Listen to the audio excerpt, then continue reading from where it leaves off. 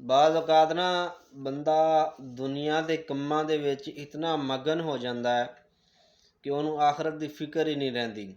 ਕਬਰ ਉਹ ਹਸ਼ਰ ਦੇ ਮਾਮਲਾਤ ਯਾਦ ਹੀ ਨਹੀਂ ਰਹਿੰਦੇ। ਉਹਦੀ ਤਿਆਰੀ ਕਰਨੀ ਹੈ ਜਾਂ ਆਪਣੇ ਰੱਬ ਤਾਲਾ ਦੀ ਤਰਫ ਰਜੂ ਕਰਨਾ, ਇਹ ਉਹਨੂੰ ਯਾਦ ਹੀ ਨਹੀਂ ਰਹਿੰਦਾ।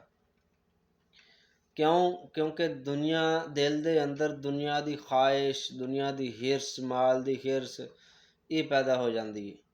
ਔਰ ਬਾਜ਼ ਔਕਾਤ ਬੰਦਾ ਰਿਜ਼ਕ ਦੀ ਖਾਤਰ ਇਤਨਾ ਉਹਦੇ ਵਿੱਚ ਖੁੱਭ ਜਾਂਦਾ, ਰਿਜ਼ਕ ਕਮਾਉਣ ਦੇ ਵਿੱਚ ਉਹਨੂੰ ਪਤਾ ਨਹੀਂ ਹੁੰਦਾ। ਤੇ ਯਾਦ ਰੱਖ ਲਓ ਕਿ ਜੋ ਰੱਬ ਤਾਲਾ ਨੇ ਰਿਜ਼ਕ ਦਾ ਤੁਹਾਡਾ ਵਾਅਦਾ ਕੀਤਾ, ਜੋ ਰਿਜ਼ਕ ਲਿਖ ਦਿੱਤਾ, ਮਿਲਣਾ ਤੁਹਾਨੂੰ ਉਹੀ ਹੈ। ਠੀਕ ਹੈ, ਨਾ ਤਾਂ ਉਹਦੇ ਤੋਂ ਘੱਟ ਮਿਲਣਾ ਅਤੇ ਨਾ ਉਹਦੇ ਤੋਂ ਵੱਧ ਮਿਲਣਾ। ਹਾਂ, ਇਸ ਤਰ੍ਹਾਂ ਹੋ ਸਕਦਾ ਹੈ ਕਿ ਉਹ ਤਰੀਕਾ, ਉਹ ਕਿਸ ਤਰੀਕੇ ਤੁਸੀਂ ਉਹ ਰਿਜ਼ਕ ਕਮਾਉਂਦੇ ਹੋ, ਇਹਦੇ ਕੋਲ ਇਹ ਪੁੱਛਿਆ ਜਾਏਗਾ। ਤੇ ਭਾਈ ਦੁਨੀਆ ਦੇ ਮਾਮਲਾਤ ਵਿੱਚ ਖੁੱਭ ਕੇ ਆਪਣੀ ਆਖਰਤ ਨਹੀਂ ਖ਼ਰਾਬ ਕਰਨੀ ਚਾਹੀਦੀ। ਕਿਸੇ ਦੇ ਪਿੱਛੇ ਲੱਗ ਕੇ ਆਪਣੀ ਕਬਰ ਹਸ਼ਰ ਔਰ ਆਖਰਤ ਨਹੀਂ ख़राब करनी चाहिए। ठीक है, ये जिहड़ी औलाद है, ये जिहड़े लोग ने दुनियादार ने, ये दफन करन तो बाद भुल जाते हैं, थोड़ा अरसा याद रखते हैं। ठीक है, लेकिन जो उन्होंने हकूक ने वो अदा करो, वो पूरे करो। लेकिन इस तरह ना करो कि बिल्कुल ना नमाज, ना रोज़ा, ना दीनदारी वाल कोई जहन, ना सुन्नतां ते अमल, ना कोई नेकी करन दा जहन हुंदा ना, बंदा दा जहन हो बंदा कुड़दा रहे, कदी बंदा नेक अमाल ना कर सके तो दिल बेचैन होवे। इस तरह के मामलात नहीं होंदे।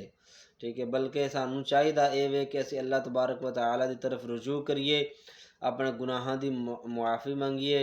उस तो इलावा जो साढ़े उत्ते चीज़ां फ़र्ज़ ने, वाजिबात ने, उन्होंने अदा करिए। अपनी कबर, हशर और आखिरत की तैयारी करिए, अपनी मौत की तैयारी करिए। कोई पता नहीं कि किस टाइम साडा आखिरी वक्त आ जाए।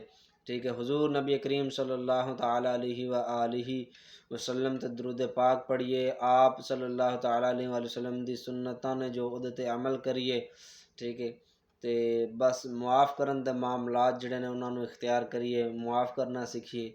अजकल निक्की जी गल पिछे बंदे लड़ते हैं, तो निक्की जी गल पिछे बस वो पिछे मरना जीना मुका बैठते हैं। इस तरह नहीं करना चाहिए।